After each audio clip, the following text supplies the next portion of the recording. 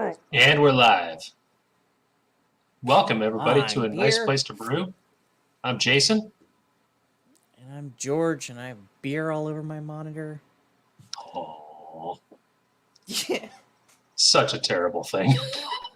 It's a tragedy. One sec. Did the I will can just give pop the wrong way? Is that what happened? I'll give Iron Pipe this. They fill it up to the limit. All right. Iron pipe. Well done. Yeah. Oh, this is okay. Pick it up. Welcome, everybody. Today is Thursday, January 14th, our second episode of 2021. The world's in a very weird place right now that needs very Yes. little to no explanation, and I hope to leave that entirely out of today's episode, outside of this statement right here. We are here to talk about all things beer and beer making. We have an episode tonight all about hops. We do this webcast every Thursday at 6 p.m. Central Time, 7 p.m. Eastern Time. It's available on Facebook and YouTube. If you check out our YouTube archives, you can see all of our past episodes. We've been doing weekly episodes since the beginning of COVID-19, so there is quite a library there. We have an audio podcast under the same name, A Nice Place to Brew, that's available on iTunes, Stitcher, Spotify, and all the places you get your podcast from. The subjects, all things beer and beer making, just like this webcast. Our website is www.aniceplacetobrew.com, and our social media links are Nice Place to Brew and Nice Place to Brew. That is everything. George, besides the monitor situation, how are you doing? Which is the monitor situation's resolved. Okay, good. I'm doing well. I did finish today installing a 600 cubic foot per minute exhaust fan on my brew shed. Oh, wow. Yeah, I don't know if you remember me talking about this in the past, but one of the biggest things that was a pain with my old setup was it would be 900% humidity in there because, boiling inside. I put a fan in the window, but it just wasn't enough. So with this new reconfigure, I bought a 11-inch exhaust fan to put in the window, to actually build into the wall. And I can flip a switch, and it will run at 600 cubic foot. I have no idea how loud it's going to be, but it's going to be worth it. So on a scale of 1 to 10, what would you rate the complexity of this installation? Of the exhaust fan? Yeah. When you're breaking your entire setup down to the studs, it's about a 0. Okay. All right. Yeah. So if you've got a demo that's done, you can rest assured that somebody can handle this. Okay.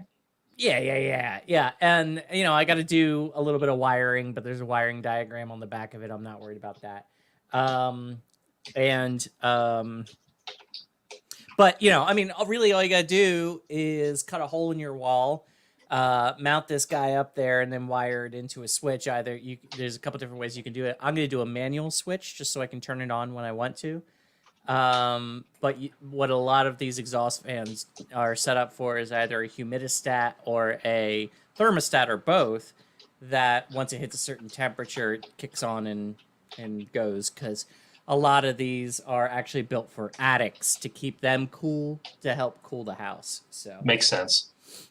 That's awesome. That really is a great addition. What's next? Yeah.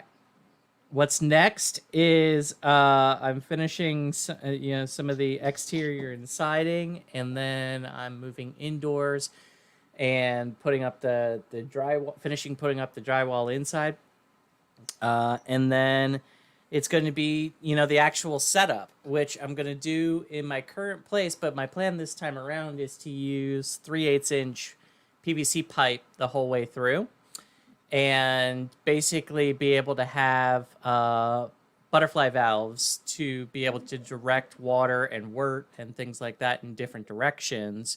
So I don't have to do any lifting or anything like that. I'll just use my pump to move liquids around. Nice. Yeah. That's going to be quite a rig. That's the plan. It's gonna take a little bit. It's gonna take a minute, but it should be nice when it's done. Sure. I can't leave this out. What are you drinking tonight that was previously on said monitor? Yes. Well, what isn't on the monitor is still in the can, which is nice, and that is the Four Horsemen of Hellas by Iron Pipe. I had this 2 or 3 weeks ago, and it's a really good representation of a Hellas, 5.5%, and they do a good job of it. I mean, it's nice and clear and good, nice head on it, and yeah, it's good. Nice. Pretty tasty. Deal. Yeah. What about yourself? This is a little flashback. This is a beer that I have not had in quite a while, mainly because it was brewed quite a while and just came back. Shout out to our friends at Will County Brewing Company out of Shorewood, Illinois. Shout out again to Mr. Joel Rakowski, who is the brew house manager there. He's on a past episode of A Nice Place to Brew in the webcast. It's in the archives a couple months back. Joel just turned 50 years old this past week, and we wish him a very, very happy birthday. Yes. Cheers, sir. Joel, cheers. Well, Joel, in cheersing to your 50th birthday, tonight I am drinking Pebbles. It's a cereal wheat ale available in cans at Will County Brewing Company. I had a 4-pack of this. I want to say it was early in the quarantine, maybe April or May, and very enjoyable. So yeah, I remember you having that before. Yeah. I also bought a different beer while I was at Will County that I want to show because I tell you, I'm really excited about it. 1 second. Okay. Yeah. And I don't know if anybody's noticed, but in the background here, I was jealous of Scott. So did not have to go far. I set up my piano. I got to go the right way. Right there, because I was jealous of Scott. I was telling everybody. So I have mine behind me as well. All right, so your next homework assignment is to learn the final Jeopardy song so you can play it here. Okay, yeah, I'll see what I can do. So Will County has a beer available right now that's called Dementor. It's sold in a 12-ounce can, a Russian Imperial Stout.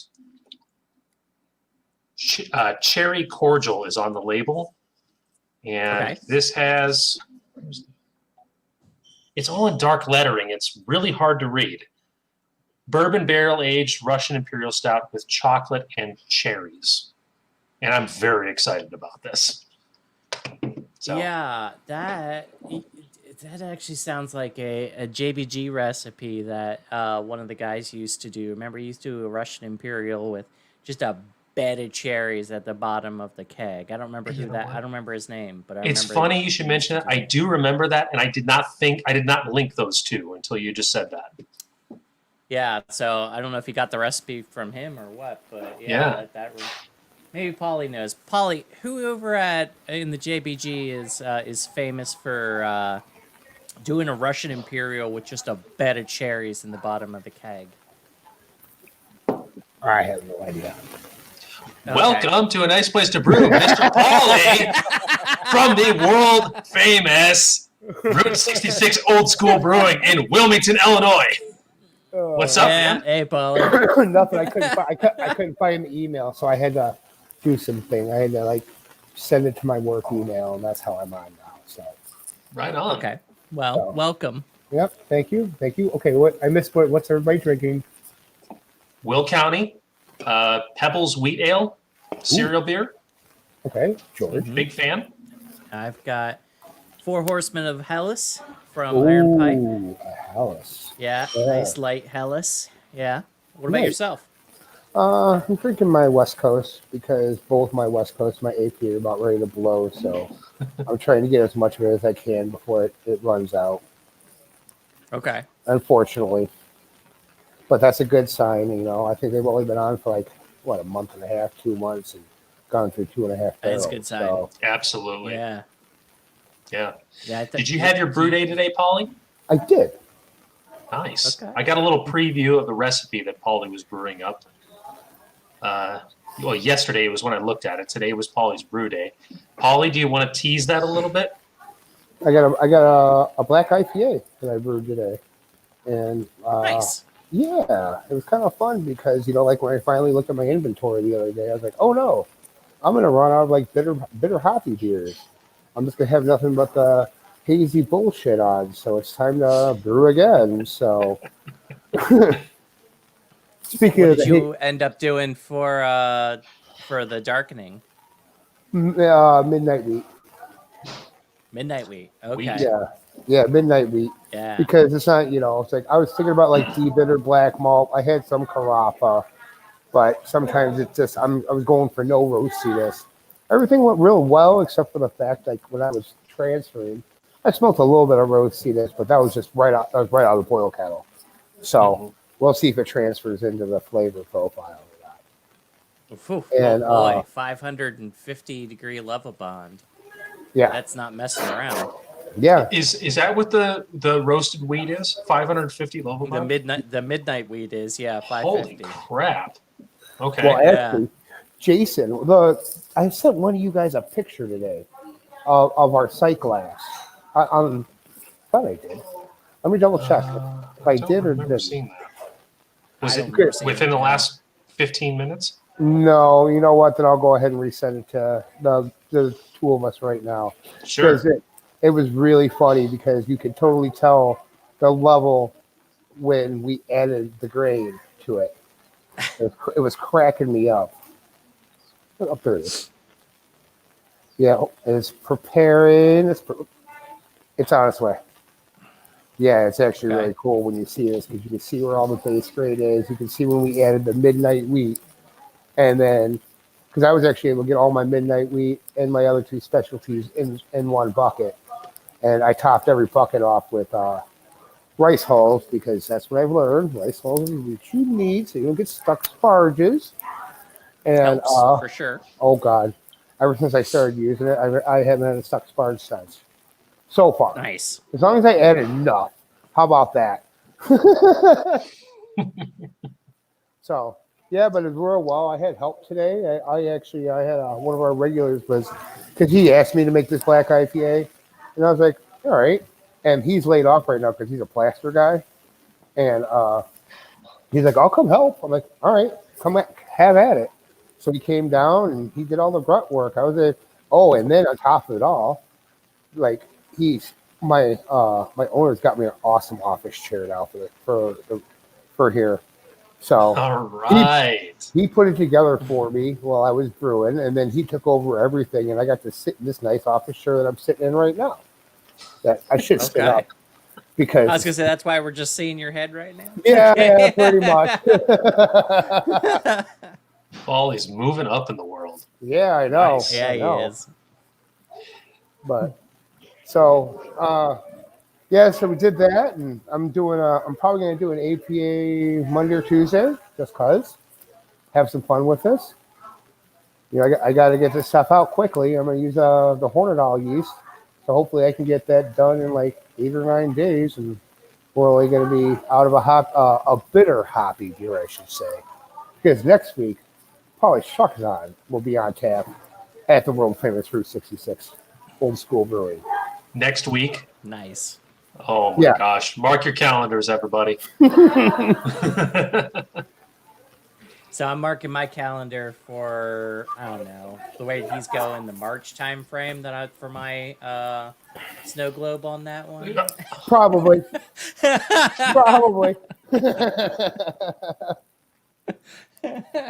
Yeah, mark the calendar Yeah. March. See you, Joe. My farmer just left, so he's saying goodbye. Okay. Oh, right on. Yeah, he Right on. came in. So- Whenever we're open, he'll swing by and have a couple beers after he picks the grain up. I was gonna say he takes the grain, feeds Yeah. it to the cows. No, he Nice. just was pigs. Oh, close enough. Yeah. Well, not Yeah. close enough. It's So- shorter and rounder, and don't weigh as much. True. That's true. And different That's true. species of animal. Yes. Technicalities. So- But actually, If we can gently Go ahead, segue Jason. into our topic here today, Polly, That's what I was gonna are you comfortable saying what hops you were using in the black IPA? Absolutely. I use. Hold on. Give me a second. Oh, visuals. Okay. think he's got his recipe on a clipboard. I had to get the sheet so I Professional could brewer. tell you. Oh, okay. Yeah.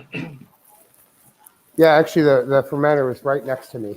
I wanted to get set up in front of the little guy where Polly's truck is, but it's on the other side of the brew house. So Yeah. I used, let me see here. I used Sultana, which is a Southern Hemisphere hop for my bittery. I used, Sultana. Oh, that's a good one. yeah, actually, I ended up, there was a bunch of it left over here from the previous brewers, and did a little bit of research on it. It's a Southern Hemisphere hop. It's like, what's the office on there? Jesus, there's so much crap on here. I can't see half the time. 14% alphas. I flavored with Cascade, aromaed with Citra, and then I'm going to dry hop with Amarillo. All right. Okay. I think that's a good combination right there. Yeah. Amarillo is a solid choice for a dry hop.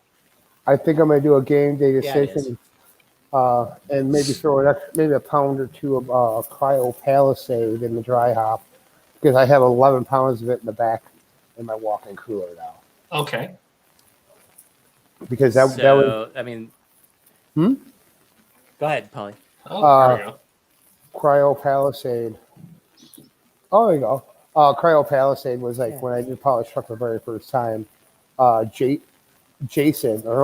Dan from Metal Monkey gave me a package of it, and I could not find it for 3 years. And that's how I won the Will County Hazy competition with that. And I talked to my girl over at Country Malt Crew, and she's like, "Oh," she talked about all the cryo stuff. I'm like, "You got Palisade?" She's like, "Yeah, we have it." I'm like, "All right, give me some right now. I need it." And she's like, "All we have is 11-pound boxes of it." I'm like, "I don't care. I'll use that some way or another in the next 6 months or a year." I mean, I spent one day. It was kind of funny. One day I was at work. When I was a plumber, turd herder.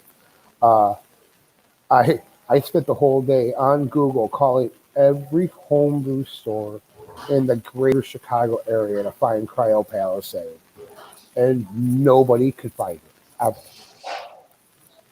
Huh. Yeah. So, looking at this one, because this is one that I've not really encountered before, looks like it's pretty citrusy, pretty fruity, but has a little bit of resinous, which is that bitterness, and spicy floral. I'm guessing these don't come through that well, though. The spicy herbal floral. No, you get the citrusy and all the other stuff. Yeah, that's for an Go ahead. Yeah. I was gonna say for an IPA, that's a good combination to have. That fruity, citrusy. Yeah. Yeah, I'm looking forward to it. And I was this week after our off-air conversation that we had, I've done a bunch of research, and I don't know if you know this, but we were talking about the Pink Boot Society. They had Yakima Valley did a special blend just for them, for the Pink Boot Society. And now my Tina, one of the owners here, she's now a member of the Pink Boot Society, and we are doing at Route 66 the Pink Boot Society Great Brew Day. I'm getting all my I'm getting all my girl bartenders in on it and everything. They're all ordering their pink boots and everything. So, it'll be fun because it'll be one of those days where I'm going to sit in this nice chair that I'm rocking in right now.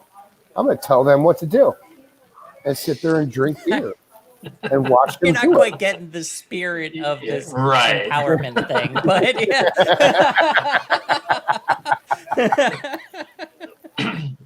yeah.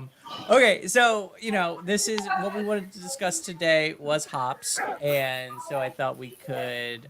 Do we want to use the Polly? I'm not sure. You said you were kind of taking point on this a little bit. Do you want to use a page like that to help illustrate some points, or?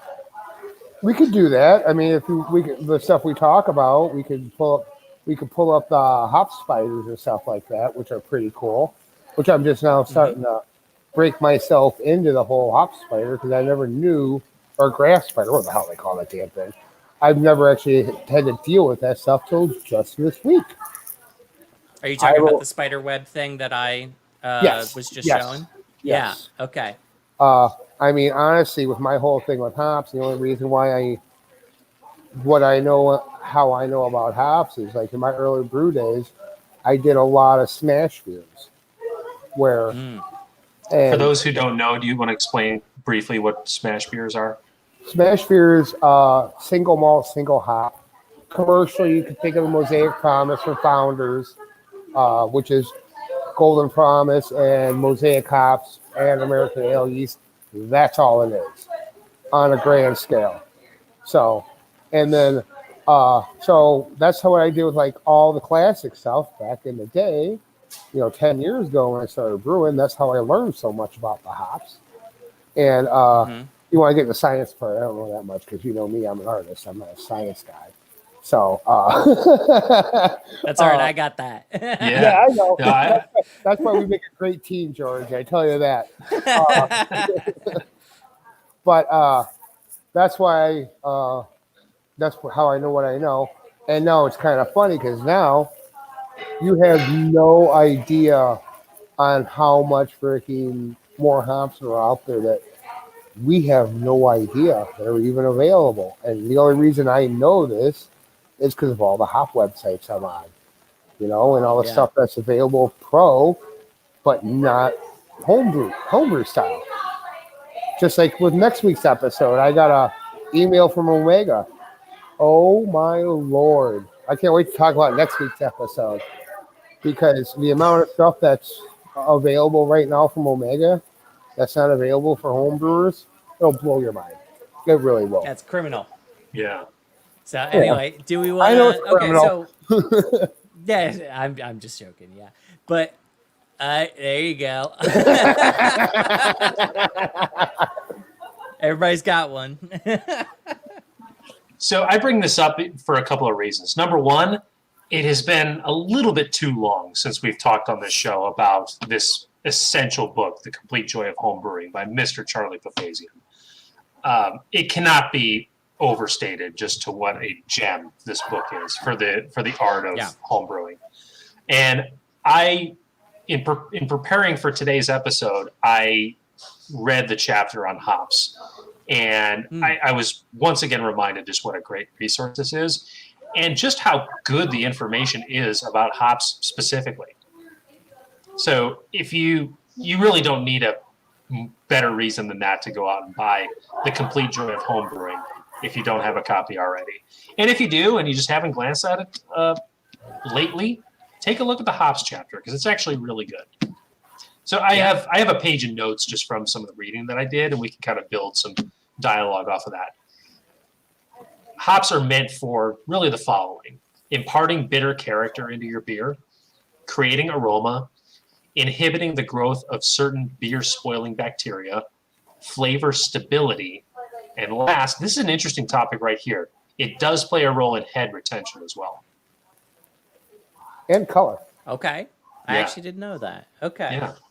yeah. Now, the part about inhibiting the growth of certain beer spoiling bacteria, there's a familiar story that's been told throughout homebrewing and the craft beer scene for a long time that many people out there have heard before.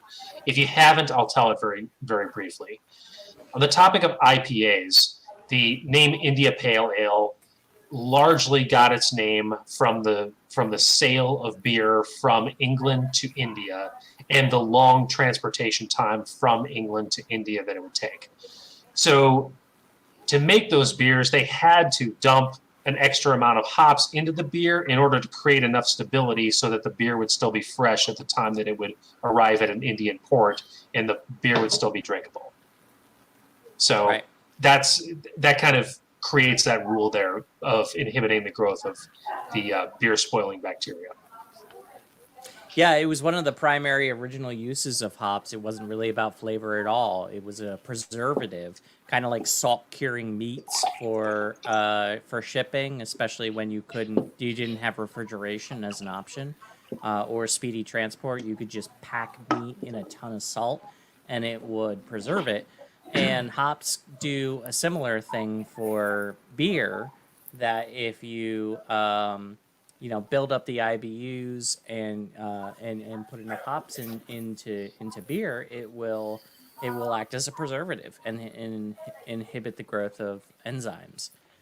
And it does make things extremely stable, but time still has its effect when it comes to hops and pretty quickly. It's also worth mentioning about the amber color of beer bottles. And the origin to that is because it provides enough protection from the beer to light, because light has a skunky effect on hops, and that's what makes beers that way. So the way around that is don't pack beer into clear bottles. Unless, of course, you're Miller High Life. Yeah. Miller High Life or not Honey Brown. Goddamn English Brown Ale. I can't think of it off the top of my head. Newcastle? Thank you. Yes, Newcastle. They're brown bottles, aren't they? I'm pretty sure there is. They were originally clear bottles, just like Samuel Smith was originally a clear bottle too. Do you know how recently? Oh. Not this decade or last decade. Maybe I think the last time I saw a clear Newcastle or Sam Smith was probably 2003, something like that, early 2000s. But in the 90s, wow. That's more recent than I would have expected. Okay. Yeah, me too. In the 90s, they were all clear all the way through. Certainly the link between light and skunky flavors was nothing new, even back in the 90s. Mm-hmm. Yeah. So, hey, Jason, can you do me a favor and share the screen again? I just want to, so a lot of people, when they, on the homebrew scale, when we get hops, we get them in little like dog food or rabbit pellets. And that's a really good way to transport hops, to use them in your beer, because you don't have to worry as much about like the water absorption and things like that. But, it's worth noting that that's not the original form of hops, surprising no one. Hops are a vine that grows either up, it attaches and grows up things like a lattice or a tree or sometimes like a rope, like a choir wire kind of thing. yeah. And they end up producing these leaves and these cones. And the cone is the important part here that actually we harvest and use as in our beer. That's actually what we're using when we're adding hops to our beer. There are some whole leaf. You can get hops as what's called whole leaf hops instead of pelletized.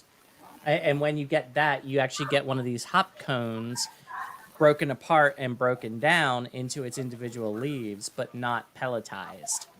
So that when we're talking about hops, this is what we're talking about is these cones right here. You could actually get hop cones too. I'm sure you can. Yeah, I'm just talking about like the most common ways that you get. Yeah, it's true. Yeah. So, but yeah. So it's worth mentioning there can be a decision to be made about whether or not to use hop pellets or whole leaf hops. There's a couple of noteworthy things to remember about that. Number one, using pellets is far more efficient about creating those bittering character and also the aroma character that you're looking to impart into the beer than whole leaf hops. Right, absolutely. It's like concentrated hops. Exactly, yes. And a lot of people, I know I felt like this for a little while, feel like it's cheating. That, oh man, I'm using pellets, I'm cheating. I should be using the leaves and whatnot. But, I'd love to hear the explanation behind that. Yeah, come on. You're talking about probably 95% of breweries out there are exclusively using pellets. Well, and that's where I was going, is like even at the professional scale, you got Polly, have you ever used whole leaf hops at Route 66? I don't plan on it. The only time I ever plan on using it is if my farmer Joe, he's got a few plants at his farm, The only time I would ever consider doing it is if I'm doing like a wet hop beer, and then I would Okay. probably use like my mash tun with my false bottom in it as like a hop back. So I would pump my wort out of my boil kettle into my hot liquor tank, into my chiller, and then into my fermenter. That makes Okay. sense. Yeah. I mean, that'd be the only way I would even consider using whole leaf hops or hop cones or anything, because I learned my lesson on all that Yeah. crap. Yeah. I mean, They can gum things up, that's for sure. Yeah. and Let's. they soak up so much wort. I mean, Yeah, there's so they much do. I can do. Yeah. It's Yeah. a big space commitment. It's a big liquid commitment because you're losing a lot using whole leaf hops. Let's add a point before we end the show, George. Let's talk a little bit about growing hops. It's hard Sure. to talk about this topic without mentioning it. Sure. And before we move on, there's also on the topic of using loose leaf hops. There's one brewery, a prominent brewery here in the U.S. that uses exclusively loose leaf hops, and that is Sierra Nevada. Oh, really? A big, obviously one that's very prominent in the craft beer world. Sierra Nevada, exclusively loose leaf hops. That's it. I didn't know that. That's actually really Yeah. cool. Yep. So, but from here, I think the next logical step is the different types. There's hops break down into 2 or 3, depending on how specific you want to get. 2 or 3 different major types of hops, right, Jason? We got a comment. Sorry, say that again. The hops break down into 2 or 3 major types of hops. Oh, yes. Yeah. So, Paulie, do you want to take that? Do you know where I'm going with this? I'm sorry. I was reading I was reading the question that was in the comment section. Y'all Are are you getting getting distracted. to No. are you getting to bittering and aroma or alpha and beta? I am. Yes. No. Bittering and Okay. aroma, and then Okay. Yeah. All right. Oh, So, yeah. yeah. See, I mainly do the alpha acids. Beta I don't know too much about. Although one thing I have learned a little bit more from talking to people working at the local homebrew store is like when you look at all the stats you see, uh, total oils is another number that people look for too. So, Mm-hmm. like I said, I mean, me and home brewing, I fly by the seat of my pants, and I'm making it try and make it so far. So, Right. I think I'm doing all So, right. Jason, do you want to address that, or do you want me to? I do. Okay. Bittering and aroma. All right. Yeah, the different let's uses start. for hops. Oh, bitter and Yeah, aroma so- hops. Yeah. Yeah. So we'll start off with bittering. Your bittering hops is going to be your earliest boil addition, and fortunately with those, you're going to pick either a mid to high alpha, alpha rated hop. More on that later on in the webcast. But these are ones that are going to break down most quickly and most efficiently within the boil, and it's going to impart the boiling character. Not every packet of hops that you're going to buy is going to have numbers on it that are specific to either the alpha level and the beta level. The alpha level is the main one to look at for that effect. If you're seeing a number that's like 8% and above, you can expect that using that hop is going to create a bittering effect. There was a question in the comments about cryo hops, and one of the unique things about cryo hops is the ratings on those hops are significantly higher than non-cryo hops. So while a bittering hop that's non-cryo will be somewhere between like 8 and 15%, your cryo hops, you're going into the 20s and maybe even low 30s. Paulie, Yes. am I accurate in saying that? You're correct. You know what? Hold on. I got some cryo stuff in my walk in. Let me go grab it. I Sure. can show you. Okay. All right. Sure. Go ahead. Yeah, and so to add a little bit to that, yeah, I mean, the question was, speaking of efficiency and losing volume, how do you feel about cryo hops? I'm not really worried when I'm talking about pelletized hops about losing volume. I will say, from a bittering perspective, though, cryo hops are absurdly efficient in not producing a whole lot of trub that you have to deal with at the end. So Oh, I instead did of not using, know that. well, Okay. yeah, because the alpha acids are so high. Oh, so that because you're using less hops as a result. correct. So instead of having to Oh. use 2 ounces of a regular hop, you can use 1 ounce of a cryo hop. Typically, like 2 to 1, 1.5 Sure. to 1 kind of thing. That And makes so then, much sense. so then you don't have to worry about more trub at the end. So cryo hops, from a bittering perspective, are very popular. But then there's the flip side of it, which is the aroma side of things. And they're less popular on that side. Or at least less effective on that side. Maybe that's the way to say it. Some cryo hops will impart a decent amount of aroma and flavor to their beer, because a lot of them still don't lose their initial hop characteristic. So if the hop by itself is citrusy or fruity, a cryo hop a lot of times will also be citrusy or fruity, but it also has the potential to add more bitterness than you're looking for in an aroma hop. So they're a flavoring hop. I need to think about that. I have so little experience with cryo hops. I don't have enough. Yeah, they've become really popular at the brewery, at the professional brewery scale. Yeah. Because you need so many hops. Like, we're talking pounds of hops sometimes, depending. Yeah. So if you can cut that damn near in half with cryo hops for your bittering, that's a lot easier to work with. Certainly is. Yeah. Yeah. Yeah. So we can't go off this topic without mentioning the beta acids. Okay. Because that's on every packet as well. There's a lot less known about beta acids than there is alpha acids, and it comes up far less often in conversation as well.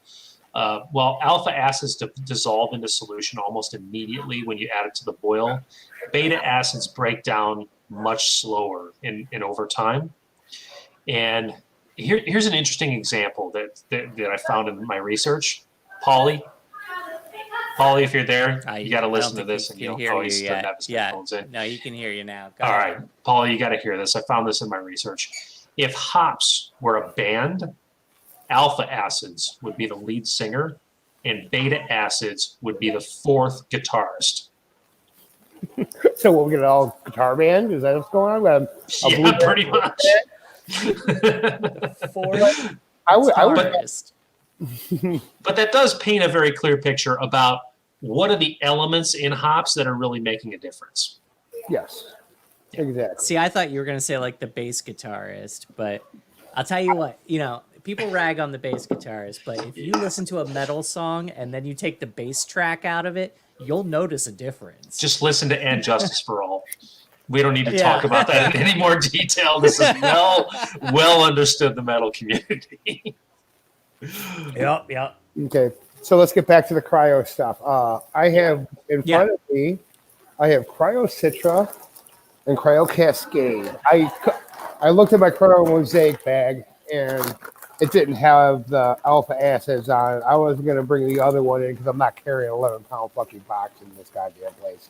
So, first of all, what do you guys look up? And I'm pretty sure Citra, they're like 13, right? 12, 13% roughly.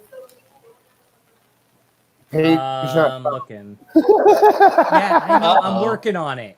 He wasn't supposed to do that. Wah, wah. You had one job. All right, Citra hop pellets. They are 11 to 13. Okay, so right here I have Cryo Citra. Oh, see, I wish these big bags would actually tell me the year that, because one thing I have noticed is at least now that I'm on the other side in the Cool Kid Club, I could pick and choose what year of crop that I want of hops. Like when I ordered these Pig Food Society ones that we can talk about later, I made sure I'm getting the 2020 crop. But so those are Right. 12%. Here, my Citra is 25.2% on Yeah, look at alpha that. acids. Yeah. And then But you'll Cascade. notice here. Go ahead, Well, George. before you go to Cascade, my favorite hop, by the way, you'll notice that even though it is 25%, you'll still notice that there's grapefruit, melon, lime, gooseberry, passion fruit. There's still these aromas and flavors that the Cryo Citra will impart, and that goes to what I said before. Even though cryo hops have a much higher alpha acid, they don't lose their original characteristics. So you will still get those kinds of flavors when you're using them. And one thing I have noticed in talking to people and everything, and cryo hops are only really good for flavoring and aroma too. They're not a very good bittering hop because of the high alpha acids. I can maybe for one day, maybe I'll get bored one day and bust out the homebrew equipment and just do a smash with like cryo mosaic or something. When I finally order like an 11-pound bag of it, because I'm only gonna need like 4 ounces. I can consider that a loss. But so yeah, and then Cascade. What is it? Normally Cascade's like 6 or 7%, correct? Yeah, this says 4.5 to almost 9%, but yeah, usually 6-7% somewhere in there. Yeah. So the ones that I have in front of me right now, a little cute little 1-pound bag, is 13%. Okay. Yeah, this one I'm looking at is Yakima is 11%. So yeah, and it kind of goes with what we talked about. Is more often than not, a cryo hop is going to be twice the alpha acids of a normal hop. Yep. Yes, I agree with that so heartily. And I'm just intrigued on how the whole cryo is made, because I know I had a slow day here one day. I kind of did a little bit of research on, what makes a cryo hop a cryo hop. They cryogenically freeze the hops before they pelletize them. So, I mean, I'm sure they're putting them in some kind of liquid fucking nitrogen or something like that. Wow. I never thought of think that. you're not far off, to be honest. Yeah. So. And that's We got a question in the comments, you guys. What's that? We do? Okay. What's that? This is a good one. How do you salvage a beer that is too bitter? Drink it. That's one answer. Yeah, this is. I think we'll all have some comments on this, but I think it's a very relevant question for brewers of all levels, whether you're home brewing or on a commercial scale, and it's a very real situation that you can find yourself in. I don't think there's a course of action that is all that good. No. I'm going to disagree with you, but it with a caveat. It depends on what stage you're in. So if you went to make something and you accidentally used a cryo hop instead of a regular hop because you didn't read the package and it came out way too bitter, if you haven't gone through the fermentation and carbonation phase yet, you can dilute it with the same beer made at a lower IBU. In other words, don't add as much, hops that you would normally for the recipe, and you can balance that out. You can combine the two and then ferment it, and it will reduce the total bitterness of that beer. Because figuring out IBUs in a beer is actually a mathematical function. So if you can figure out where you're at and then figure out where you want to be, you can actually dilute it with some additional work to bring that down. See, but the reality is that most people are not going to find out that their beer is too bitter until it's either in bottles or in a keg. Right. If you're in bottles, yeah. Whew. What's your I thoughts, know. Jason? That's why I'm Yeah. saying I don't think there's a great course of action at that point. I guess my brain went right to the place that you did. You could dilute it, but that's assuming that you're at stages where you're not, past the point of no return. And in a keg, that's kind of exactly where you're at. Yeah. I guess the one other thing that you could consider is there is a whole topic around brewing under the category of blending, but on a homebrew scale, that's not widely a thing. Yeah. So here's another thing I would suggest. I might suggest, Polly. You can probably speak to this too. Let's say you put it in a bottle and it's way too hoppy. You open it up, it's way too hoppy. Let it age, because part of the reason in a cool, dark place, because a lot of the reason that they say IPAs are best within the first 90 days is because after that, the level of bitterness and those flavor characteristics that you would get from the hops tend to dissipate. So if it's that's hoppy, great advice. Yeah, if it's too hoppy, just put it in a closet for a couple months and come back to it and see where you're at. Because chances are good if you over hopped it, you've got a really good preservative action going on in there. And you just need that hop flavor to chill out. Exactly. That's why I don't buy any beer that's over 90 days old, because it's as fresh as possible. Right. Yeah. But if it's too fresh is, I guess, maybe the word I'm looking for. Yeah. Too hoppy, aging it can help chill that out. Yes. Yeah. I can That's agree great with that. advice, you guys. All right. So what we're on to next. You know what? Actually, I'm going to go put these back in my cooler. I'll be right back. Okay. Cool. Jason, what's next on your notes? The major commercial hop producing areas are, I've got a list of countries, and I found this list to be very unique. And I looked to see if there were other countries that were not possibly included, and I really didn't find those. So where are hops grown? Here we go. Germany, England, Australia, Tasmania, New Zealand, the USA. Yep. That's Oddly, what I would expect as well, yeah. all the English-speaking countries plus Germany. Good point. Yeah. Yeah. Well, English-speaking countries tend to like beer, so it kind of tracks. Not that the non-English countries don't, but Yeah. Yeah. I do want to talk about the German noble hops.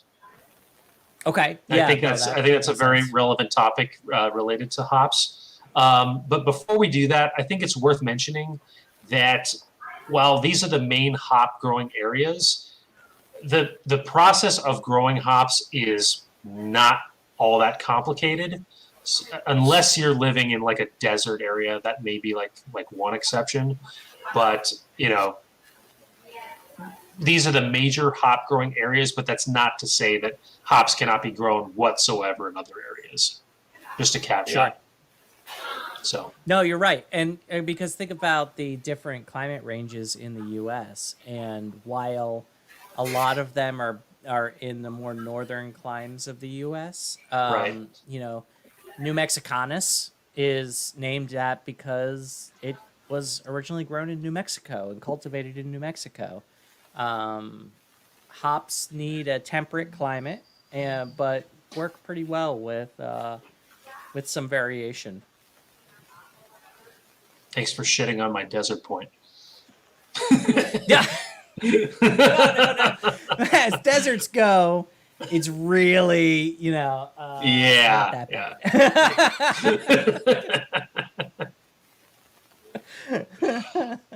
All right. What are the German noble hops? I'll list them out here. Hallertau Mittelfuhr. Please forgive my pronunciation. Tettnang, Spalt, and Saaz. These names are identical to the I don't think so. Am I? It's Did you do 4 or 5? 4. 4? Oh, Okay, crap. go ahead. Keep going. Am I wrong? The names are pulled from the regions in which they were developed, all in Germany, and these hops are important in overall brewing for many reasons. One of which is because they are widely used among your classic European lagers. They're reliable, and one thing I found in my research too is the noble hops have the closest to a 1-to-1 ratio of alpha to beta acids within the hops. Most non-German noble hops are closer to 2-to-1 alpha to beta ratio. Right. Okay. Yeah. All right. I know what I was thinking of Zatek, which is basically a variation on Saz. So that's Okay. yeah. Okay. That's, so you got it. Yeah. What am I missing about the noble hops? Not a whole lot, except for the reason that they're called the noble hops is kind of like, and I'm just gonna nerd out on you guys for a second. It's kind of the same reason that noble gases are called noble gases. Is What are noble gases? I don't noble know this gases either. are noble are elements on the periodic table that are Oh. relatively non-reactive. And, Relatively non-reactive? Non-reactive, exactly. Okay. So noble hops are very stable in when used in beers, and there's a reason that they were one of the first ones to really key in on and become big in the brewing industry. The other part about noble hops is a lot of the hops we have today are derived from blendings of noble hops with either other noble hops or other hop varieties that started to be grown. Because a lot of the ones we have right now, Polly, you had that other one that that Sultano or whatever it is, that other hop that was a derivation of Hallertau. So they breed these things to have different characteristics or be able to grow in different climates and things. But a lot of them are a variation or a derivation of these 4 hops that you get from Germany. Okay. Yeah. Interesting. Well done. Well done. Yeah. I mean, And correct me if I'm wrong here, but these are the only 4 hops that originally were allowed in Reinheitsgebot, right? I believe so. We'd have to research that, but I believe they are. Yeah. Because I remember, I actually remember reading a translation of the Reinheitsgebot about 10 years ago. I kind of followed it for a while. I still kind of feel that way to a point, except for a few times. I don't mind putting fruit in a beer once in a while. Yeah. Basically, I hear you. Or making it sour, Yeah. Oh yeah, making it Right. sour, making it bad on purpose. Oh cow! Like when I did my Berliner that one time, I'm like, really? I'm making this thing. I'm actually making this beer go bad on fucking purpose. On purpose, yeah. Yeah. As I'm dumping the lacto in there, I'm like, oh, you could have been a good beer. Well, let's have some. Oh, that's funny. So- yeah. What time is this? Sorry, I'm thinking. I hate when I think out loud. I was looking at the clock. Oh, you're good. We got to include the bittering unit. So, what is it that yeah. measures the bitterness in a beer? Can't leave that out. Yeah, the IBUs. That's Yeah, exactly. Stands for International Bitterness Unit. bitterness. I thought it was bitterine. So, could be wrong. I'm sure they're both probably correct. Yeah. So, if you've ever looked at a beer on Untapped, which is an app that I highly recommend for everybody out there, every beer will have an IBU number. And it's very simple. The higher the IBU number, the more bitter the beer. The lower, the less bitter. But you can manipulate that because you can get a Prime example, the Citra Pale Ale I've been making forever. I use very high IBUs. I use Citra, which is like 13%, something like that. So on the other end, how you alleviate that is you just don't add as much in your bittering process. So here's a perfect example. The first competition that I won with the JBG. I don't know if George was around or if he's gone by that time. When we did our traveling meetings over at the Drunken Donut. Right before that, we had a smash beer competition where it was you grabbed one grain and you grabbed one hop out of a hat and you made a beer out of it. And Okay. hold on for a second. Oh, yeah, go the other way. Other way. Sorry, I'm customers trying to go through the door. So what I did is because I think I pulled Pacifica. I'm like, what the hell is this? I didn't know this hop existed. And then I went home and I did some research and figured it out. But then I got the Golden Promise grain. I'm like, okay, I can work with this. But I think those Pacifica, they're like 4% alpha acid. So for a 5-gallon batch, I did almost a half pound of hops. And I ended up winning the Smash competition from the JBG for that. Nice. All right. So if you want to use a high alpha acid hop for bittering, don't bitter as much. Instead of like an ounce that you throw in for a typical whole brew, I throw like a half ounce in.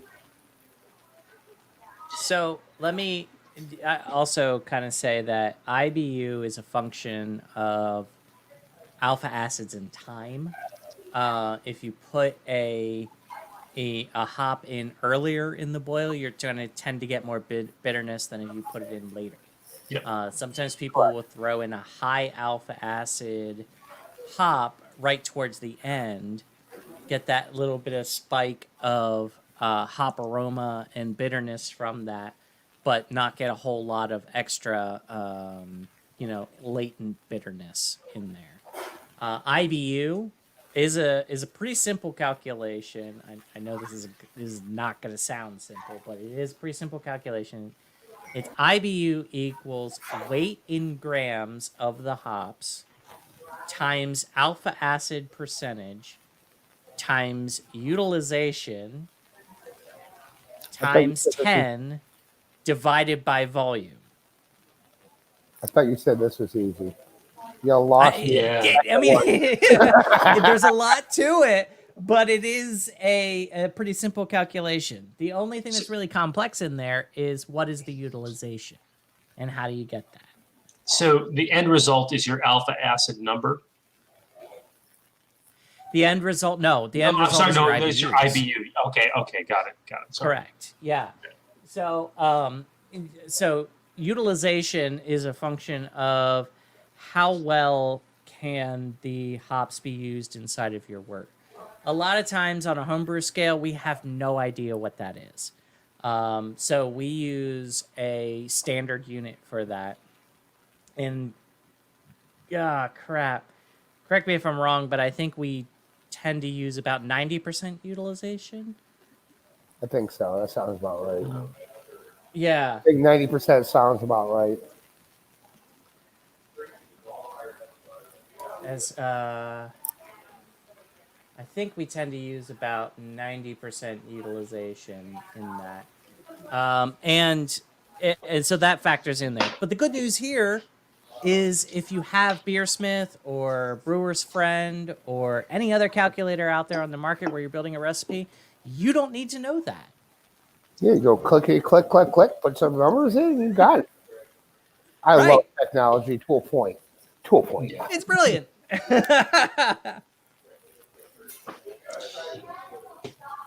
It's also worth mentioning that a high IBU number does not necessarily mean you're about to drink a very bitter beer. Let's talk about Imperial Stouts just for a second. All of those are high IBU beers, as are IPAs, double IPAs, APAs, things like that. Those ones I just mentioned, you would expect those beers to have, a bitter flavor and come with that, and have a high IBU number, in line with it. It's basically within the name, pale ale. You would not say the same thing for imperial stout. So why is the IBU number for imperial stouts as high as it is? Here's the reason. There has to be a balance of bitterness with the rest of the character of the beer, the malt, the alcohol, things like that. If you don't have that, then you have a beer that's really out of balance, and it's not going to be one that you're going to particularly enjoy. Yeah, no, absolutely true. And it's the main reason why, I don't know if you guys remember, but about a year and a half ago, 2 years ago, when the Brute IPA was really, popular for about a month, I made one and I really liked it.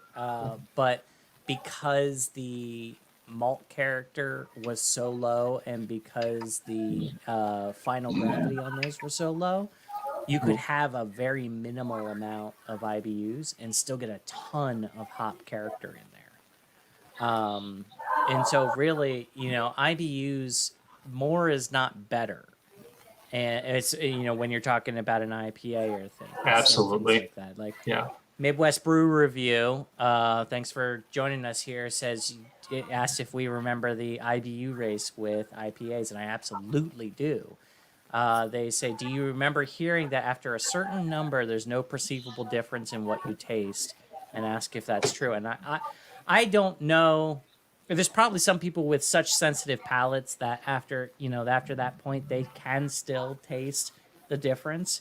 But yeah, there's definitely a law of diminishing returns when it comes to the amount of IBUs and increased bitterness, increased flavor, hop flavor you can get out of that for sure. Yeah. Yeah. I can agree with that. Well, the IBU race. I'm gonna have to look this up. I didn't know anything about this. It's actually kind of interesting. Where was that, like an article or something, or is it? No, it was an arms race back when craft IPAs really hit it big, like in the beginning, and everybody was like, "Oh, well, we have a 20, a 70 IBU beer. We have a 100 IBU beer. We have a 200 IBU beer." You remember that? Yeah. Yeah, That's what they're talking about. yeah. I know what you're talking about now. It was all a marketing ploy. Yeah, we lost Jason. Where did he Yeah. go? Oh, there he I'm is. here. He's Jason. back. There he I'm is. here. Well, I think what else we could talk about hops? Oh, let's talk about the 45th parallel. We all know what the 45th parallel is, correct? No. Only in geopolitics. I know the 38th parallel. 38th parallel. Yeah, that's what I was Yes. thinking of. Yeah. Okay. That's the one that goes through Germany? I thought it was the 45th. North and South Korea. It's a divider. Yeah, that's the Korean. Yeah. That one. All right, history.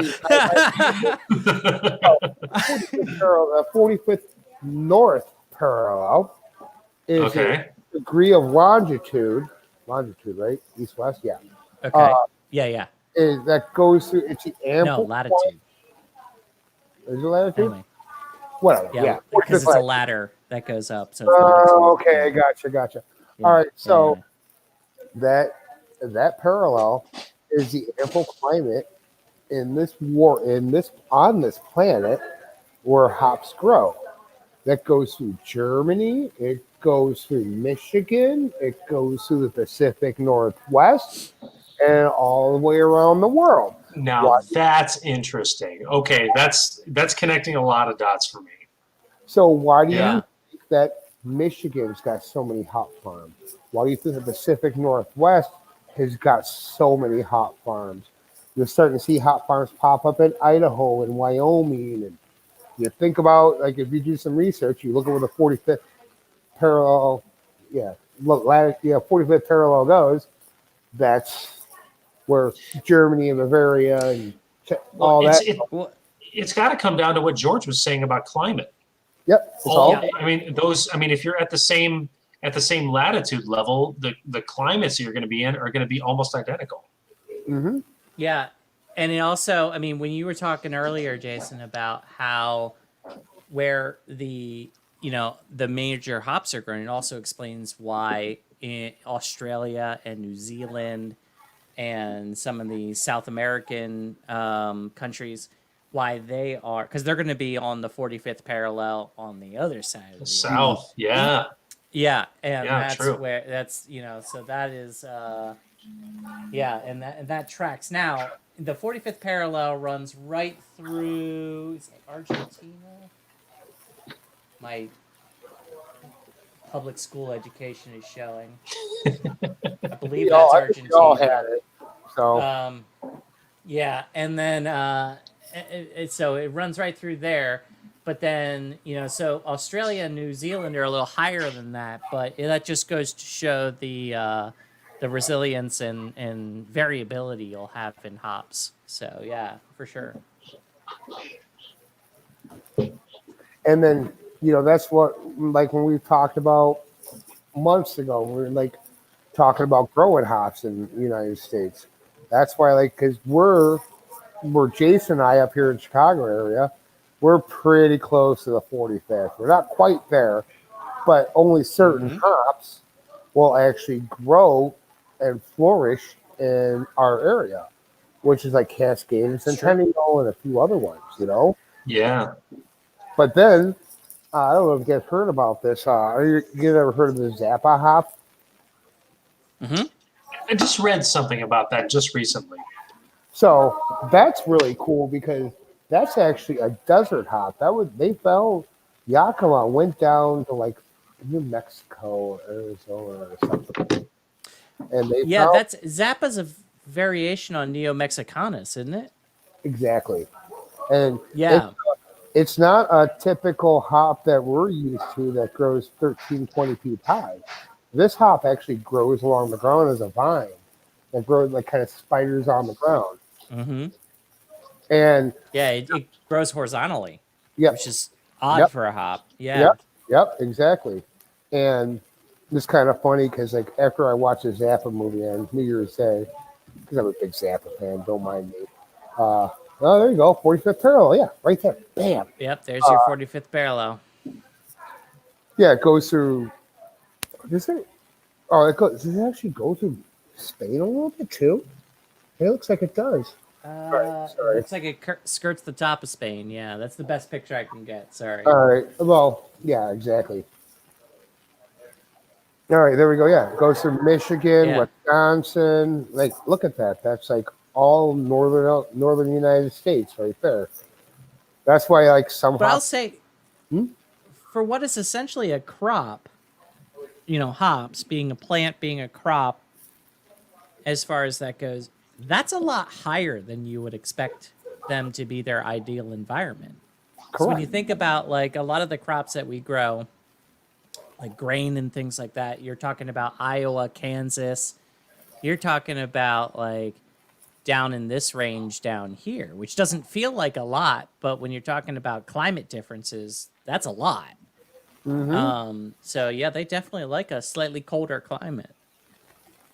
Yeah, because they go dormant in the winter, That's why I love it in the fall when you start getting all the, because, like, when I first started here and I started getting into some stuff, I'm like, it was 2020. I was already finding 2020 pellets. I'm like, ooh, maybe I should buy some. I don't know if I ever had, like, like, as a home brewer, you're not looking into what year crop that you're getting. When I call my vendors and they're like, oh, we got the 2018 crop. I'm like, all right, let me get back to you. I'm going to call a couple other people, see if I can find something better. So I wonder, like, wine goes through good seasons and bad seasons. Like, you can get the same wine from the same vineyard year over year, and it will be very different based on the climate and everything. So, like, 2017 was a notoriously bad year for wine because of growing and growing conditions and everything like that. Is that why you're avoiding certain years when it comes to the hop stuff as far as that, or is it just older than you want it to be? I think, honestly, as of right now, because I'm still new into this venture of brewing, if that makes sense. Like, I'm going to try and get as fresh as possible. Like, I had no idea up until when I'm doing my ordering for stuff here that I have choices. And, Right. my vendors, some of my vendors like, oh, we only got the 2018 crop. And I'm like, all right, I'm going to see if I can at least find 19 or 20 now that we're into 2021.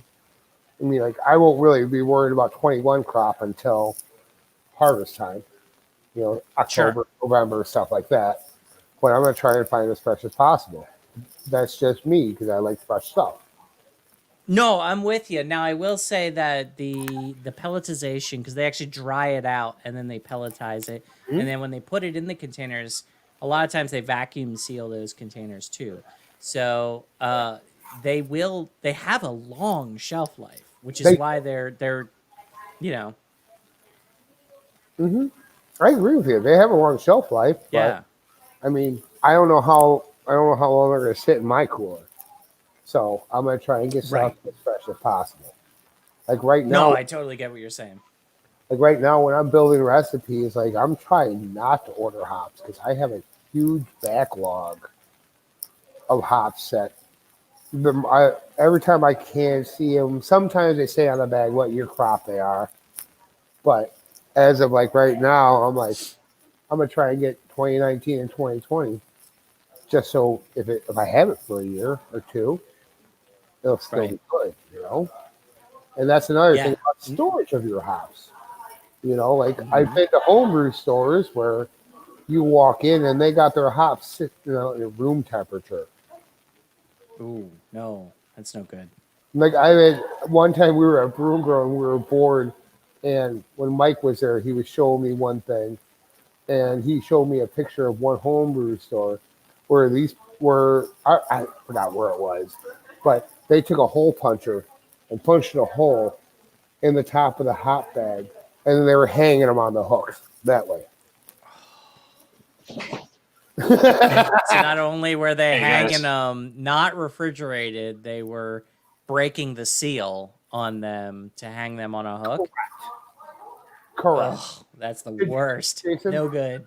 No good at all. Jason, did you hear that Yeah. story? Just the very end.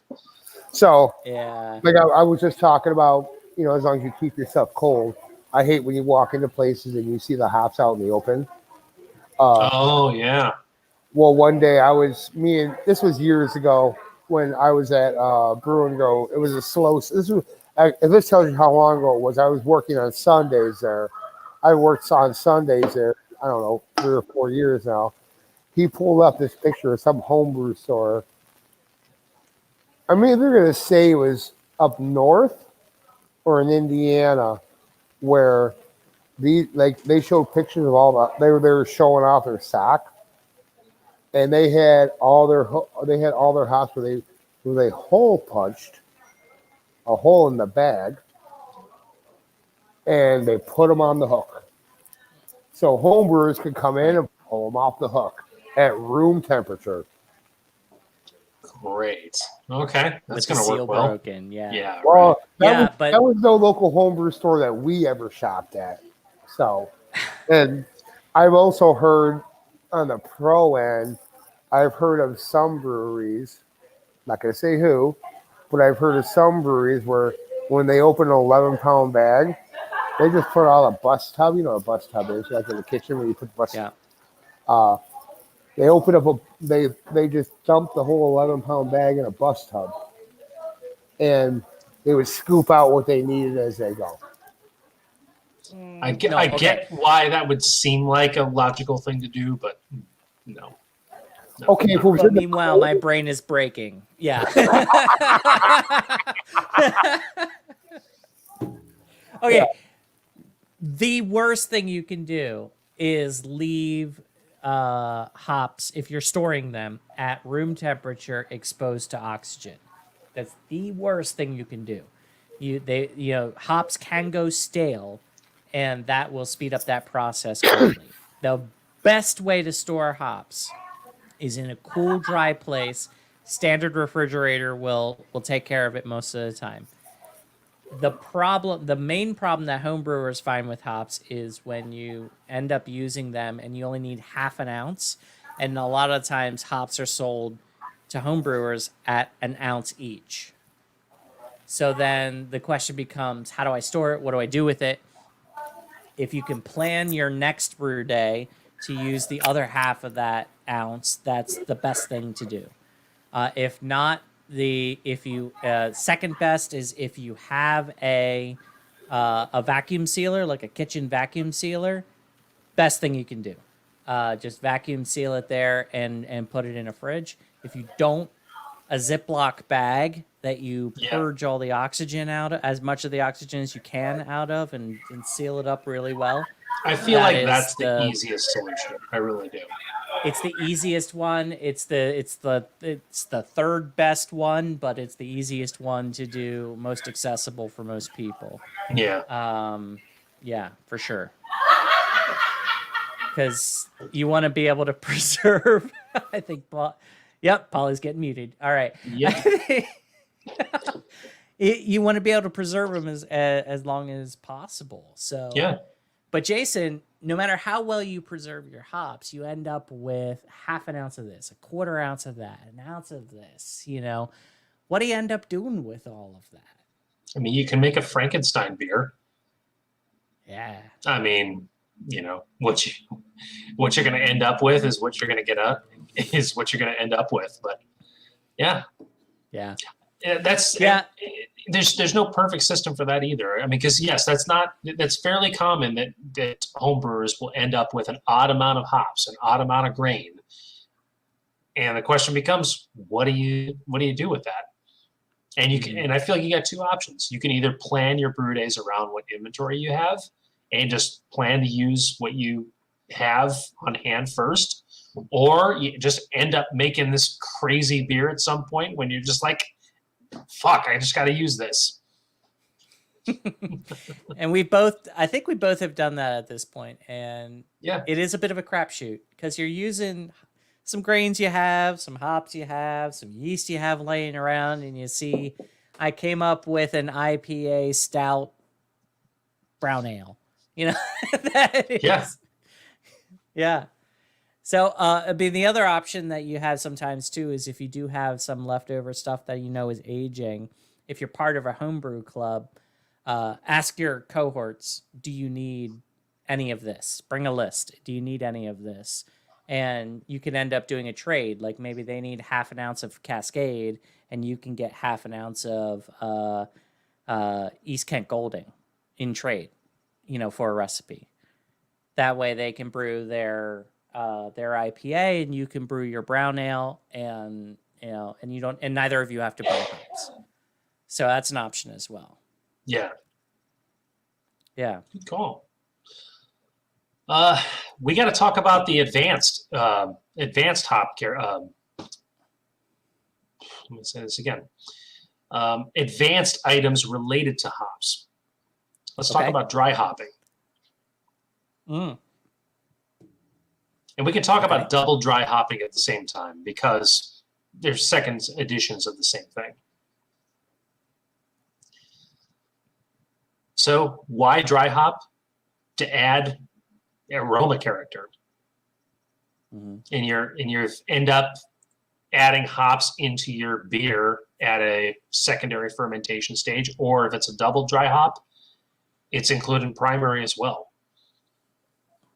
So there just becomes a ton of hops that you're using at those stages, and the time to impart those bitter flavors has all passed because your boil is done.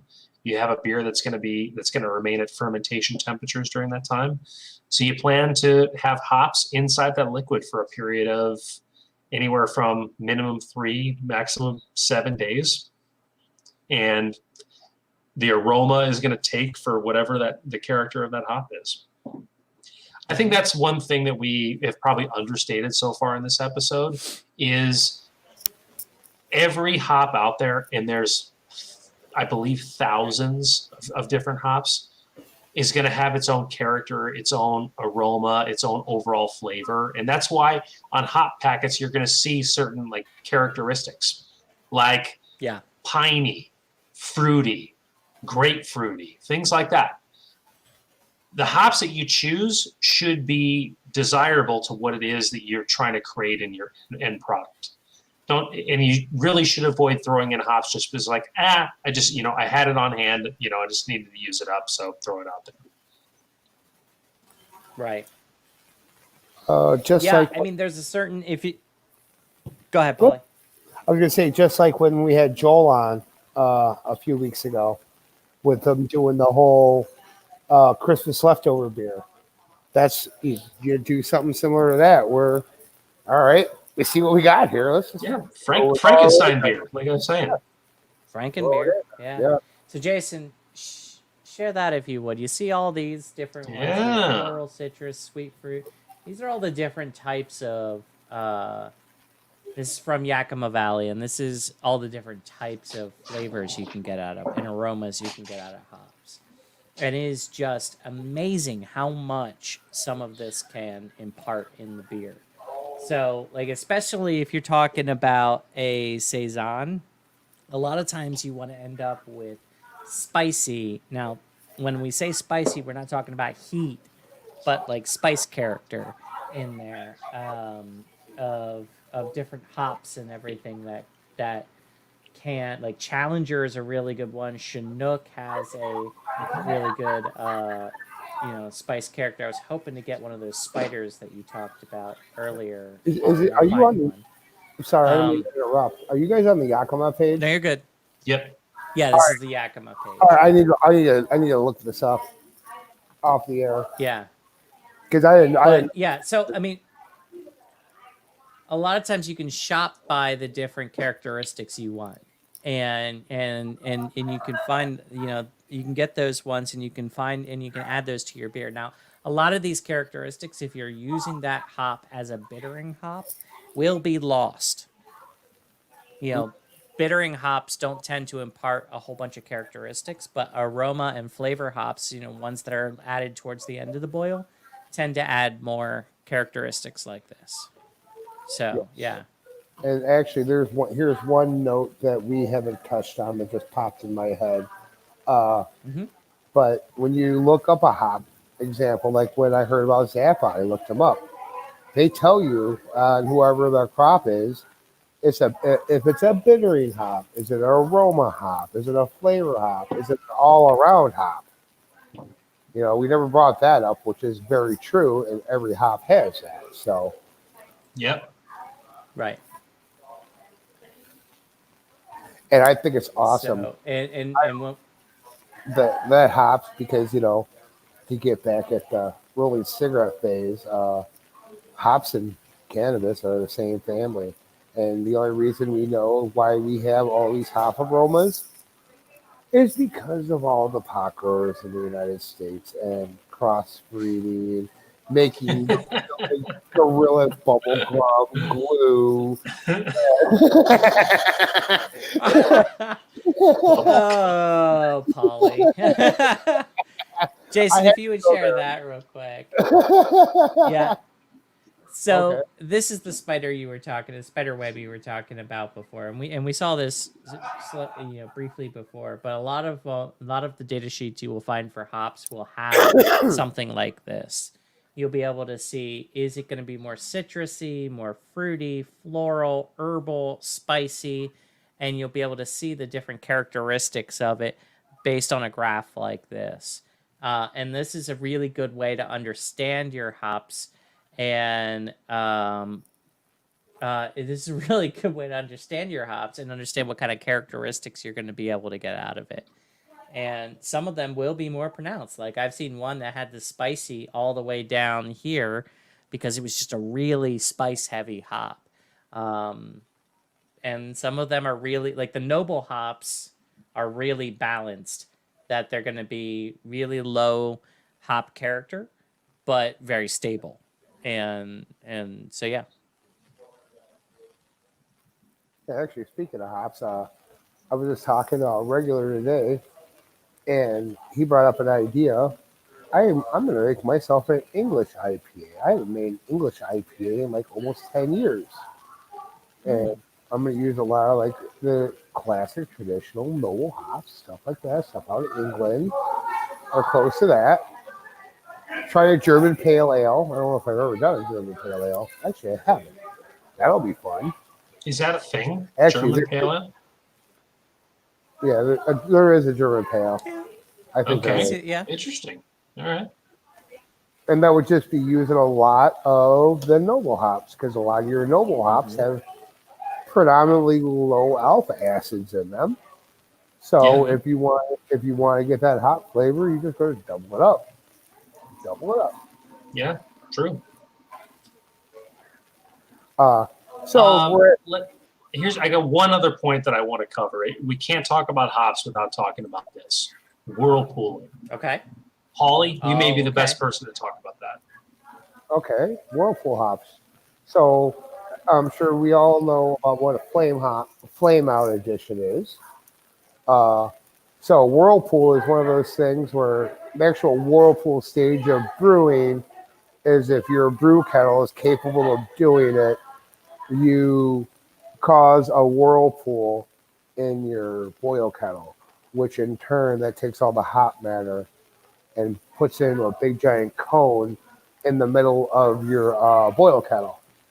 And so, and then you have like the whole steeping stuff where, how long you're gonna steep it, like prior past, like when the three of us are talking about recipes and Jason sends me a recipe and he's got like 110-minute freaking steep whirlpool. I'm like, the hell are you doing here? Yes, you're gonna whirlpool and then take a nap or something?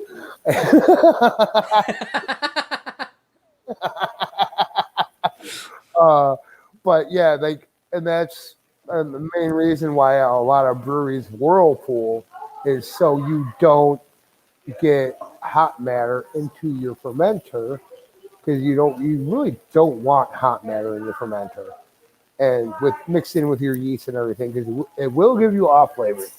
I speak from experience. That's why, like right now where I'm at, I have no way to whirlpool, so I use hop socks. And what I do with my hop socks is I just like today I had a 20-minute whirlpool edition. So beautiful thing about Beersmith is that's part of your brew day. I got the alarm to shut it down, and then I just put them in there, flame out edition. And then once the 20-minute came out, I took that hot bag and right in the garbage can and right in the dumpster. Because even like Jason, when we did that West Coast here, remember we had the stock transfer because my hop screen was clogged. And I think the West Coast that we did was it was a good accident. It really was because it had that hoppy bitterness that I was looking for in a West Coast. Kind of reminded me of like a Sierra Nevada Pale Ale or something. And I think the reason why is because those hops were stuck on that screen with the work going through it for, I don't know, 2 hours at least? Mic's off, Jason. Yeah, you're muted. Yes. Yeah. Yeah, or something like that. It was something like 2 hours. Yeah, that's about right. Can you talk for a minute about why whirlpooling is desired for making New England IPAs specifically? Oh, yes, because you're getting nothing but flavor and aroma out of it. I'm sure we talked about this earlier in the show. You got 3 steps to hopping. You got bittering. That's the beginning of the boil, your very first hop addition. You got flavor and aroma. And most of your flavor and aroma come from, I would say, the last 15 to 10 minutes of the hop. And then usually dry hop just all pretty much aroma. But like the reason why you're making New Englands is because you want, and you get real lower IBUs because you're not boiling the hop. Like I would love to do it. I would love to do New England with 0 IBUs. I will figure it out one way or another. Oh man, I'll bet somebody has attempted that before. I wonder what the result is. Yeah, exactly. So, is it time to move on to our recipe building episode here? Part of the episode? To the recipe. Yes. Yeah. Do you have that, Jason? We got more. I Uh, have it. I don't have any other major hop points.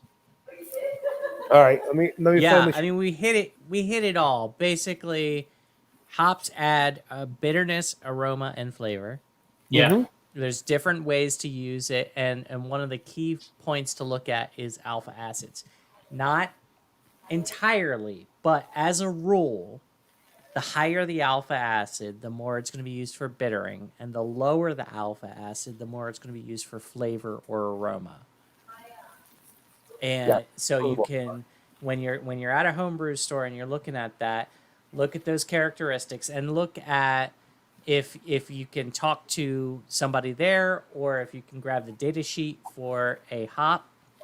Take a look at, is it going to impart a floral or herbal or spicy character, especially in your flavor and aroma hops, to make sure that you're getting the right character in your beer.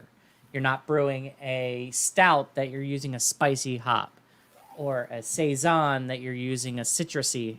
Well, actually, that could work pretty well. And so you want to make sure that whatever hop you're using is appropriate for your beer. That's Exactly. the big. If you take anything away from what we've said, that's the biggest thing to take away. Agreed. Recipe? Yes. Hold on. Recipe. Sorry, I was checking emails. So hold on. How do we want to do this? I have it. So Okay, great. I remember because I did it on my computer. Yes. All right. Oh, there we go. All right. You're gonna miss me for a second because I gotta go to Beersmith. Yeah. There Okay. you go. Yep. Good. All right, let's find a nice place to brew. Where'd it go? Oh, It's press your luck, Polly, not push your luck. Come on, man. don't take my gift away.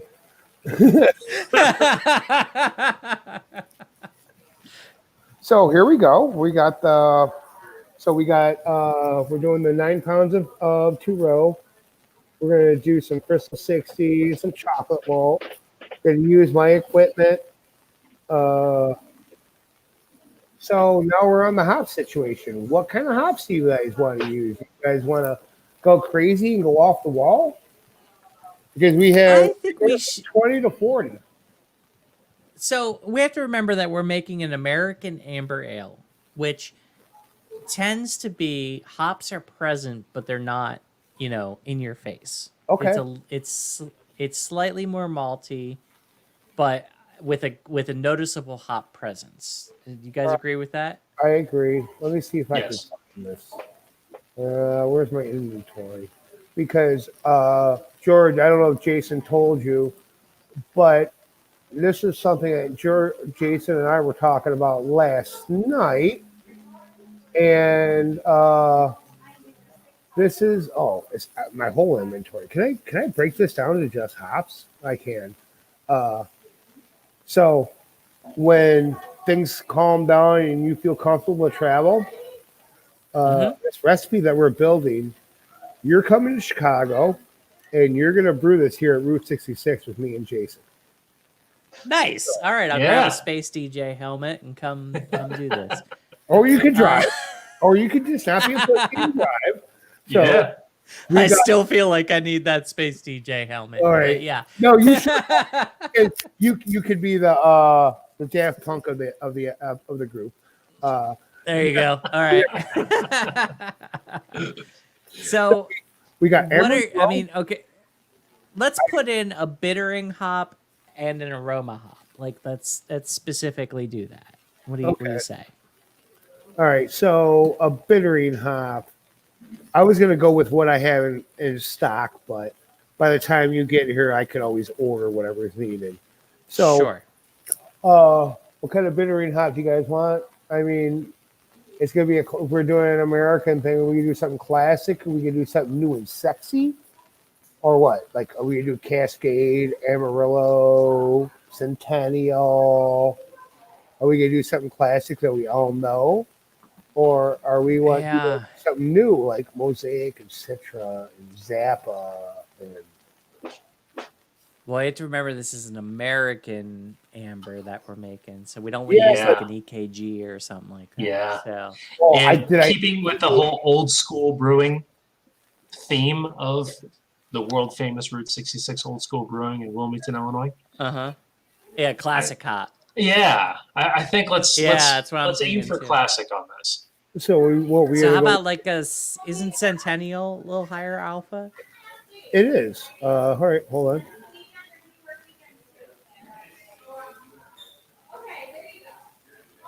Centennial hop hash. Oops, oh, there it is. All right. How much we gonna add? We got Centennial at 10% alpha acids. What are we gonna do? Okay. Should we try an ounce? Yeah, let's do see an where- ounce to see what happens. All right, there we go. An ounce. Whoa, we're high. Molly, do me a favor and hit hide on your on right there. High. Where's high? Oh Right beside stop sharing, it says hide. no. See, the thing is hold on. I gotta come over here. Right. No. Yeah. But right beside stop sharing, it says hide. Do you see that? No, because I'm on my Beersmith page. It's not part of my normal browser. It's a separate. All right. No, that's fine. You're fine. All right. So Amarillo or Centennial. I mean, we are at 33. We're 7 IBUs away from getting in the yellow. So should we knock it down to a half ounce? Make it a we run. could do that, or we could Let's try a half. we could do that, or we could dial back the time, do an ounce at 45 minutes. Oh, okay. You want to do that? All right. Yeah, and this is just a bit of a tip for the home brewers, because this is the kind of thing that I tend to do. I tend to use an ounce because that's how you buy it, isn't as an ounce, so you don't have leftovers. But then I just dial back the time a little bit, and then that tends to, get you in the range that you want. Like we could even dial that back to half an hour. Yeah. All right. Let's try that, because I see we're right in the middle right now, and that's where when I'm building. Right. That's where I like to be at the final stage. So. Right. So it's a little high considering we haven't added our aroma hops yet. All right. We're gonna do it to 30. Mm-hmm. All right. That's good. Deal with that. I can deal with that. All right. So we got some. Real good. All right. We're gonna do our flavor edition. We're gonna do. Okay. Are we gonna do the same shit, or want to try something different? I want to try Simcoe. No, let's do something different. Yeah, I hate Simcoe. Okay, that's fine. We all have our and everybody has their thing. Like I am not a fan of Simcoe hops. I feel like it imparts especially used as a flavor hop, it imparts not a good flavor in my mind. Does it taste like cat urine to you? Yes. I wasn't gonna say it, but yes, it does. Oh my god, I couldn't help myself on that one. All right, so how about should we piss Louise off, even though she's going to be here next week, and put Cascade in there? Well, I mean, that's my personal favorite hop, and she. I like it too. We are at odds on that. But. All right, fine. Cascade it is. Okay. So when are we gonna do it? Are we gonna do it during for the home brewers out there? Because actually, I'll tell anybody listening, this recipe that we'll build, I can scale it down to a 5-gallon recipe for you guys and just send it to you. So I'm pretty sure this is a 5-gallon recipe we're building, isn't it? Hold on. No, hold on. Let's get out of this page and I'll look into it. Okay. Pretty sure it is. So 1 ounce of hops. So this isn't an aroma hop that we're putting in. So we don't want to do 60 minutes. Do we want to do like 10 minutes? Yeah. Because at 10 or 15? Starting point. At 15, because a lot, like the way I used to do it as a home brewer, 15 minutes when you throw your immersion chiller in to sanitize it. That's a good one. Yeah, that way you could do that all at the same time. You throw your Whirlfock, your hop, and your chiller in. Yeah, okay. Okay, so we're on the high end. All right, we still can adjust the Centennial. All right, let's now next we're gonna do with flavoring. So I say we do it at flame out or steep it or whirlpool. Or whirlpool, yeah. So we got Centennial and Cascade. should we keep the sea theme going? We could do like a Citra, but Jason, I know you're a fan of Amarillo. Oh yeah. Throw them both in. All right. Throw them both in. This is Yeah. an amber ale, not an IPA. You're right. You're right. Let's no. You know what? I don't think either of those are ideal for an amber ale. Okay. Yeah. Okay. So, what would be a good flavor, like somewhat neutral aroma hop that would be appropriate? Now, okay, just as How about a note, what about EKG? just as a No, we're doing America. well, no, this is American. America. Okay. America. Yeah, that's an English. freedom That's an units. English hop. Yeah. Yeah. So I will say, guys, since we are making an amber ale, we could stop here. This is perfectly valid to stop here It is. with these two hops, a bittering hop and an aroma flavor, and just stop there. However, if we did want to add one that would add a little bit more character at Flame Out, especially to the nose, we want to make sure that we have one that really is kind of aroma forward. Well, and one that's consistent with everything else we've built here. I'd say Yeah, Columbus. absolutely. I say instead of doing a flame out edition, we'll dry hop with Columbus. Ooh, I like that idea. Wait a second. That's gonna be no. That's gonna be a totally different beer. Well, Yeah, I could see that. Yeah, you're right. That would be all a right. different beer. No Columbus. And no, Yeah, it's voted not out. gonna be an amber ale. All right, fine. What we gonna do? Let's We're gonna see. keep it American. We gotta keep something low. Doesn't EKG have an American counterpart? It does. It's just Goldings. I think. Cashmere?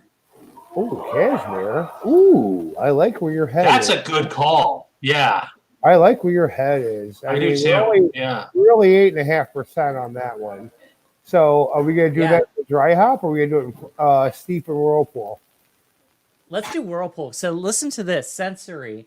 Complex and intense fruity with strong overtones of lemon, lime, peach, and melon. Secondary notes of coconut, lemongrass, candy, herbs can show through in Whirlpool or dry hop additions.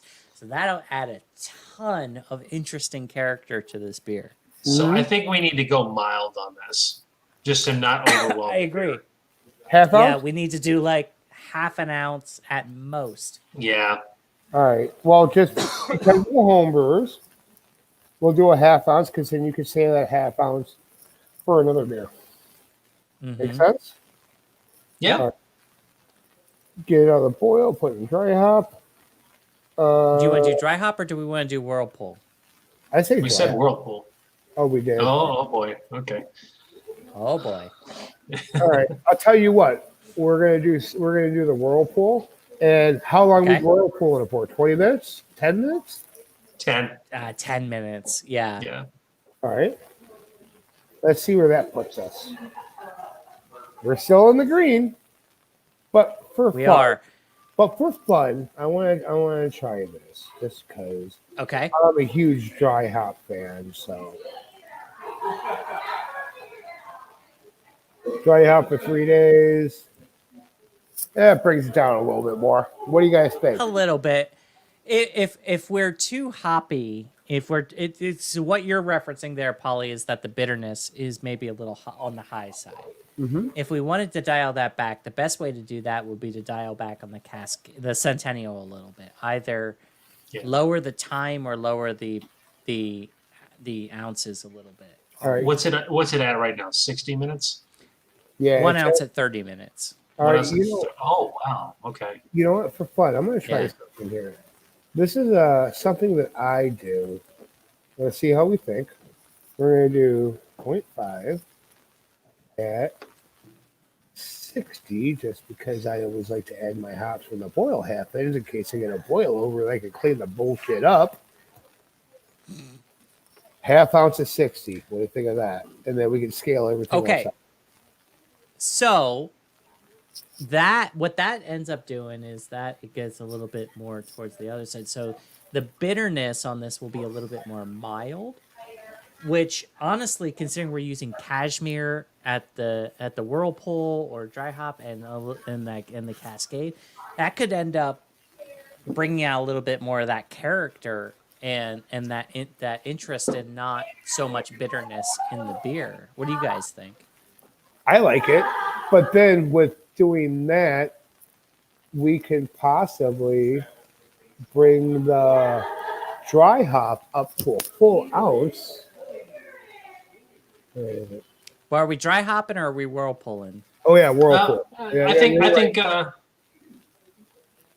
What are we doing? Paulie, do me a favor and hit the. You see the pound sign right beside type? Type. Where's the type? Yeah, like you have water, grain, hops. Then that column at the very top of there that says type. We got design start. Oh, a little bit down. Oh. A little bit over. No. Oh, this side. I've never been on this side. No. Okay, so you see %/IBU.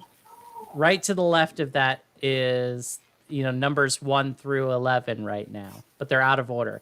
Hit the pound sign at the top there. I have no idea what you're talking about. Scroll up. Yeah, go. So where your cursor is right now, you're on the cost of it. Go 1, 2, 3, 4 to the left. 1, 2, 3, 4. Okay. Up. And then go up and click the pound sign there. Oh, okay. There you go. Thank you. That's driving me crazy. It puts everything in order. Wow, I didn't even know this. So Yeah. wow, thank you. So, yeah, no problem. All right. So okay, we're gonna do this for. Oh, we did a dry hop. It was at half ounce. Should we do? All right, I'll tell you what. We'll do this. We're gonna whirlpool it. Okay. Hey, there we go. We're almost in the middle right there. I like that. Do you like Yeah, that? I do I too. can dig on this. Yeah. All right. Yeah. So this is it. This is it for now. Oh, thank you, George, for showing me that. Oh my God, you just made my printout so much fucking easier. Holy fuck! No problem. It was driving me crazy. All right, so this is All right. this is it, right? We're gonna save it. So just so we have something to come back to, we have not picked a yeast yet. Is that correct? Or No, add, next time. or Exactly. Yeah. we want to do adjuncts next time too. We can have Adjuncts next time too. Yeah. Gray sea salt, right, Jason? Yeah. Yes. Exactly. Yes. God And then damn- we'll smoke it after it's done. And then we'll smoke it. Yeah. Okay. What do you think about that smoked barrel aged last night? Dude, there was so much about that I was impressed by. Yeah, Like the presentation was incredible. The Yeah. smell that it left in the room was incredible. I was a little surprised, and maybe I just didn't have the right batch. I wasn't getting the smoke character in the beer the way that I expected to, just with the way that it was presented. yeah, exactly. Okay, I'm not alone in that. Okay, I thought I would be. Honestly, that's the first time I've ever, in the 3 months I've worked here, ever had a smoked beer. Okay. Because that little contraction that we have here, I don't know if you saw Lauren actually smoking our beer. Well, you saw what she brought in. I did. Yeah, there was that little metal piece. Mm-hmm. It was like an igniter. Yeah, there's like a little smoker where it's actually Yeah. burning smoke into it. So, okay, Right. okay, good. We're back. All right. Yeah. Cool. All right, great. So, Okay, so We got I a think road. we're building a pretty badass beer here. I think so too. Yeah. Yeah. Yeah. we are. Oh, yeah, that's what Making it this is. at Polly's Brewery. I love it. It's fantastic. Yeah, I like it. Yeah. You better show up in a Daft Punk helmet, goddammit, because that's going on. That's I going will. Around I'll the tell you what, that world, thing is like- around the- Okay, so Oh, God. I'm going to tease this next week. Not only are we going to talk about yeast, but next week, live on this show, my dogs are going to try dog beer made by Bush. Oh, right. You're gonna get to see whether or not they like dog beer, which is beer specifically made for dogs. Made by Bush. Made by Bush. The base is pork bone broth, so I really think they're gonna like it. And so we're gonna be able to see that next week. That's awesome. Yeah, I'm looking Yeah. forward to that. Really looking Yeah. forward to it. And actually, Luis will be back on to talk about yeast with us Yeah. as And we complete our water, malt, hops, and yeast series. Paulie, you were saying? Yep. Before you guys sign out, let me go get a refill real quick. You guys talk Yeah. amongst yourselves real quick. Yeah. Okay. You got it. So I don't think we're going to have. Oh, go ahead. Sorry. Go ahead. I don't think. I think our yeast conversation, at least for the recipe, I think we have a pretty narrow window to choose from. And that's Yeah, okay because your yeast is going to be chosen largely by the style of beer and what you're trying to make anyways. So.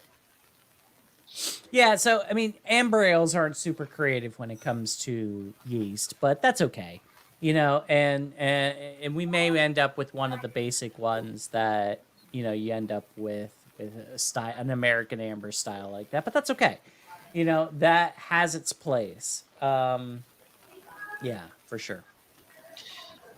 This would be a good time to remind everybody. First of all, this is a nice place to brew. This is all things beer and beer making. We do this webcast once a week here on the Facebook and YouTube. And in our past archives, you will see our guest next week, Luis, in her other appearance here on A Nice Place to Brew. Luis is a microbiologist and has a tremendous, tremendous knowledge when it comes to yeast health, yeast techniques, and she makes damn good beer too. Just not IPAs. She really does. Just doesn't like IPAs. Doesn't like. Neither do I. So we're together on that. That's okay. I will say I'm putting the final touches on the how to start home brewing post for our tips from the semi-pros. I'm going to send to you and Polly for a review before I put it up on the website. But it's going to be a description of the different equipment that you can get, some ideas on how to future-proof yourself if you plan on going into from extract to brew in a bag or all grain. And it'll at the end we'll have a shopping list for you that you can literally take to a homebrew store and check off depending on what type of brewing you want to do out of the box. So that's coming soon, and it will be on www.aniceplacetobrew.com. And so so keep an eye out there, and we'll let you guys know as that develops. And we have an audio podcast under the same name, A Nice Place to Brew. Our most recent episode is a lengthy description of the Pabst Blue Ribbon Award from the 1893 Chicago World's Fair. Our good friend John Bitterman joined us in studio and John, of course, being a historian of all things beers, was the ideal person to join us for the discussion. And John did not disappoint. It's a great episode. So if you need a reason to check out our audio podcast, it's an excellent one. So check out A Nice Place to Brew, the most recent episode, the Pabst Blue Ribbon Award. All right. Yep. What have we missed? Our social media links are in Facebook, Instagram, and Twitter at Nice Place to Brew and A Nice Place to Brew. We will be back here next Thursday at the same time, 6 p.m. Central Time, 7 p.m. Eastern Time, to talk about yeast and to complete our recipe. And until that time, I hope everybody has an excellent weekend. Have a great week next week, and we raise a glass and we say, it takes a lot of good beer to make great beer. Cheers, everybody. Cheers.